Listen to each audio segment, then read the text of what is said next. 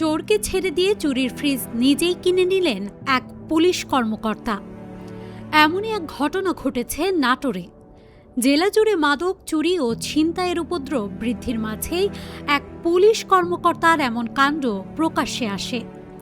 অভিযুক্ত কর্মকর্তা মোহাম্মদ নজরুল ইসলাম নাটোরের সিংড়া থানার সাব ইন্সপেক্টর হিসেবে কর্মরত।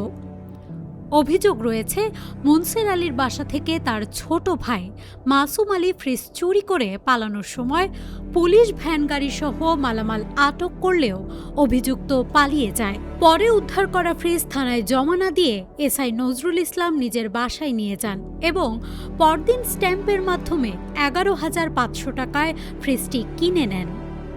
ঘটনাটি জানাজানি হলে ভুক্তভোগী পরিবার থানায় অভিযোগ করে। পরে আপোষ মীমাংসার মাধ্যমে ফ্রিজ ফেরত দেয়া হয়।